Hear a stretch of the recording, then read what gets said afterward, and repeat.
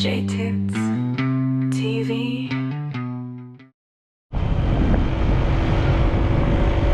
Good afternoon guys. Panibagong vlog, panibagong araw. At pupunta naman tayo dito ngayon guys sa may part ng Buendia. Siguro part pa rin siya ng Makati. At hindi tayo dadaan sa National Highway dito sa may part ng Calamba. Dahil guys iiwasan natin yung sobrang traffic ngayong araw na to kasi Valentine's Day, tapos Sabado pa. Kaya ang gagawin natin guys ay dito tayo dadaan sa may part ng Tagaytay. Ayan. Bali guys, bago tayo makit ng Tagaytay ay magpapagas muna tayo.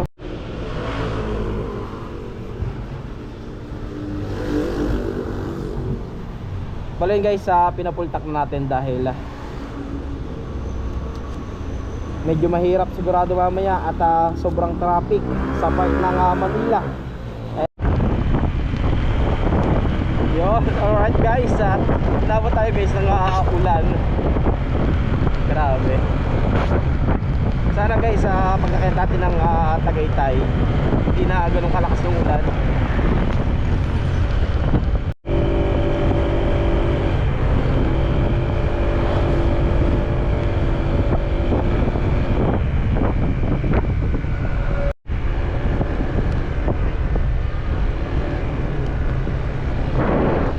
Guys, at pakita rin tayo ng Sungay Road.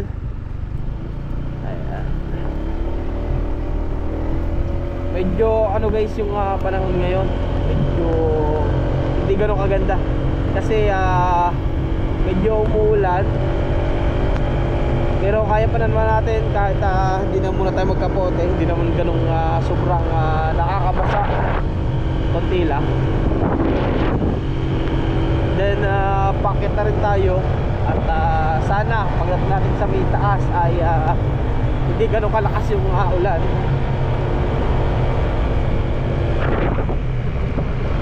Ito guys yung kagandahan pag naayos yung panggilid ng ating motorsiklo. Ayan, medyo maganda sa ahon, lalo dito sa may part ng Sungay Road. Napaka-alwan, iyak-iyak dahil alam natin na kaya-kaya ng ating motorsiklo. Ayan.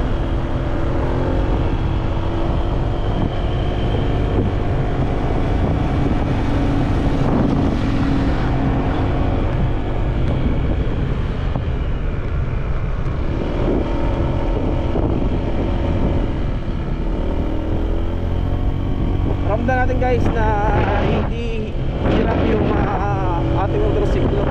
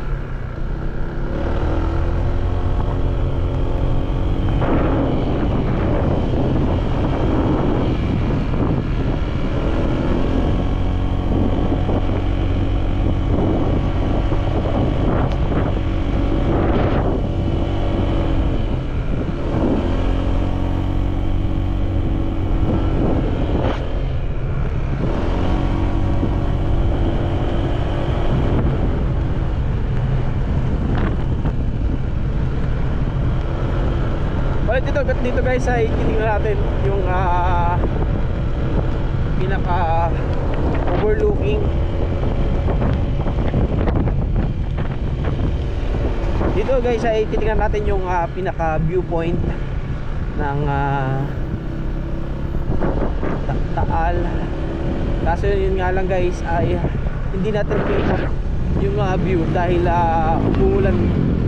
At magandaan dito guys ay medyo malamig at maganda yung klima ngayon.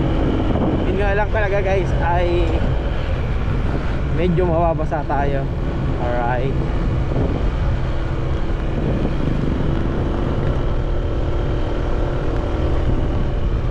Oy, grabe, kita ko na medyo malakas yung ulan.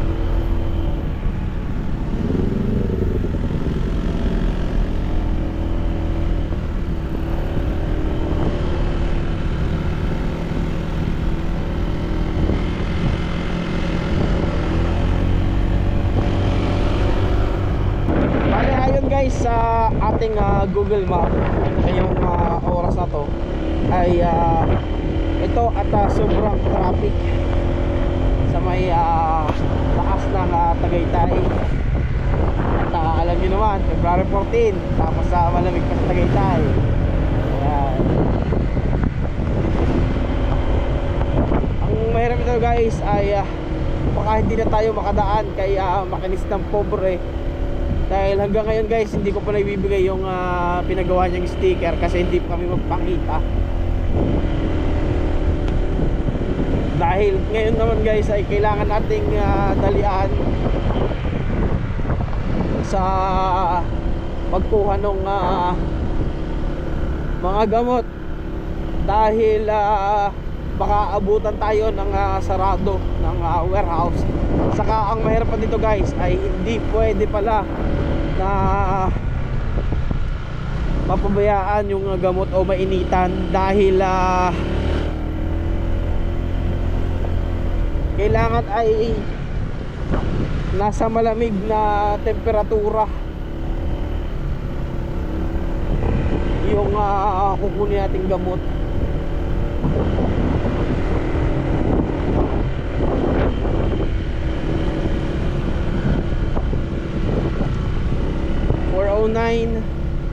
Pero ramdam natin guys ay medyo madulas yung kalsada. Kaya dito pa lang guys ay hindi natin pwedeng biritin yung takbo natin dahil baka tayo ay mag-slide.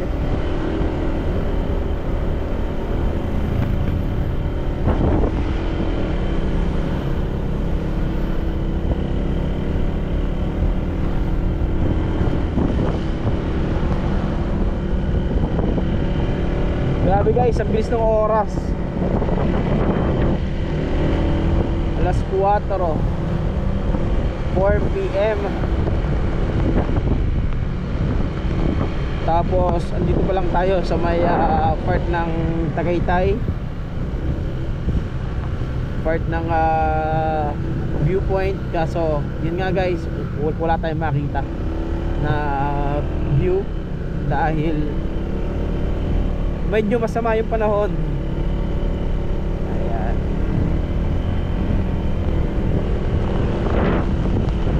Hindi lang tayo guys ganun maka-overtake.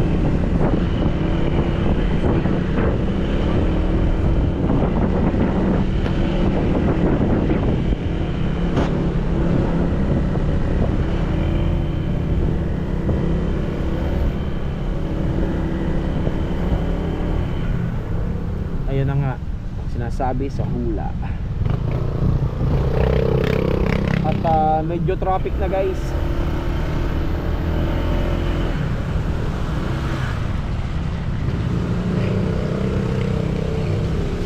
Ayun guys, sa Google Map natin guys ay medyo mahaba-haba yung traffic na tatahakin natin.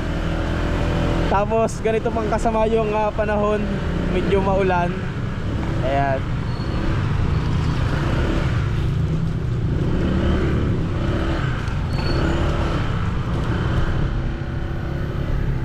Grabe guys, medyo mahaba-haba yung traffic na susuungin natin. Ganito ka-traffic sa sobrang daming nagde-date. Yan. At gumagala dito ngayon sa may part ng Tagaytay. Kaya ito ganitong sitwasyon. Grabe, sobrang traffic. Wala tayong magagawa guys dito talaga. At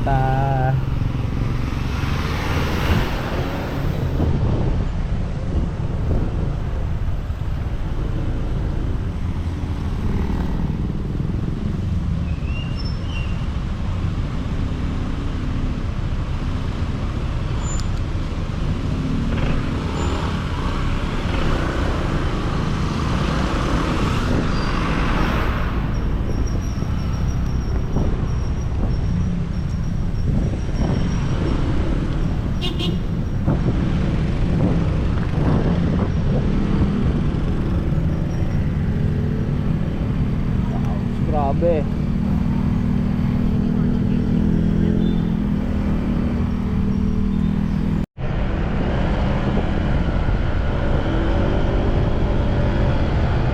Yan pala guys, tila na dito sa may part ng Dasma. At grabe, kanina ay basang-basa tayo guys. At sana hindi na umulan para dire-diretso tayo yung biyahe natin at hindi ganun ma-delay.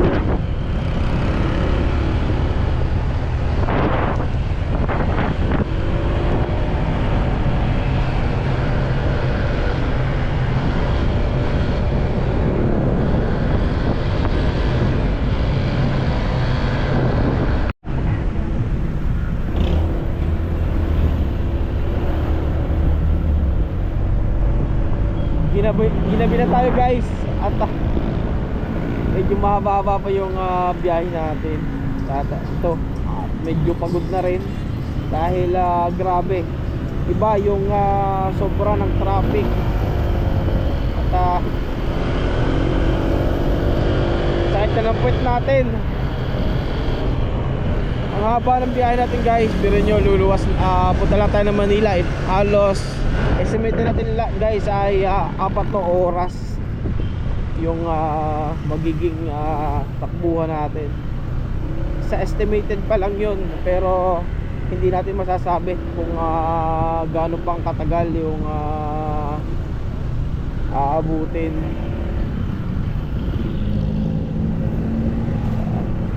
Estimated 720. Doon tayo, 24 kilometer pa. Nakikisabay din guys sa yung pula ng Google Map.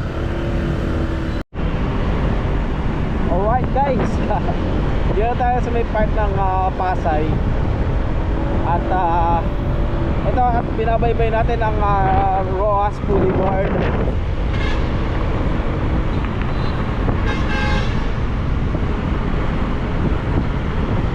Medyo mahaba yung biyahe natin at sa 7 PM na guys.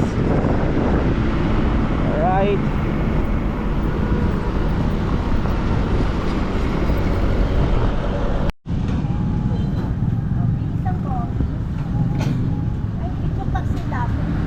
Pwede rin.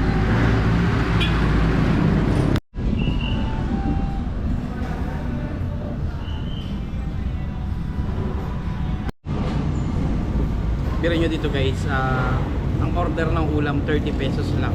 Pero nyo to guys, yung bopis na isang platito ay nagkakahalaga lang ng 30 pesos. Kaya nagulat kami kanina at yung unang order namin ay nagkakahalaga lang ng 100 plus, 120 plus lang. At yun, at subukan natin at sulit at napakamura talaga.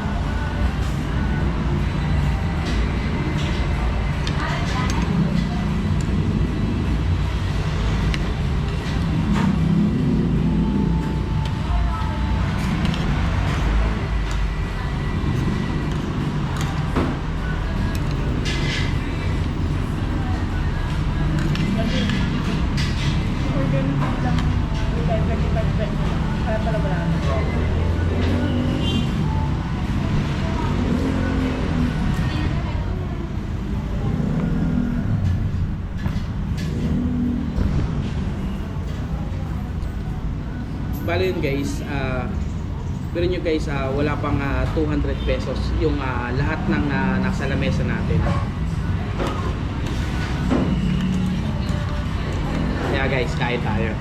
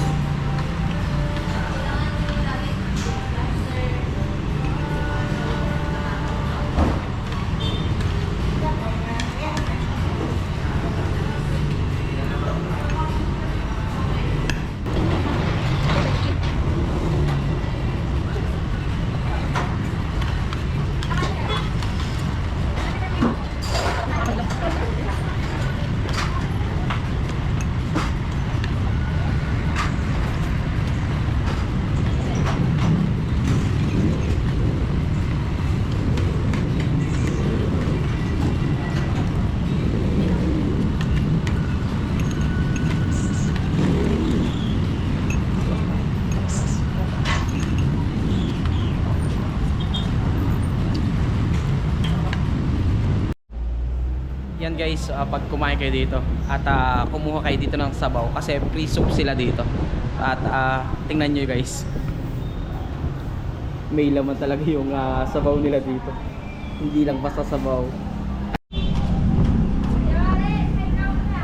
Yeah, alright guys, bale sinasamahan talaga dito na nila ng laman yung free soup dito.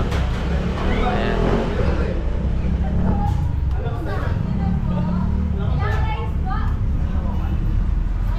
Kaya dito guys, napakamura na ng ulam dito at ganyan pa yung free soup nila. Meron pa talagang laman.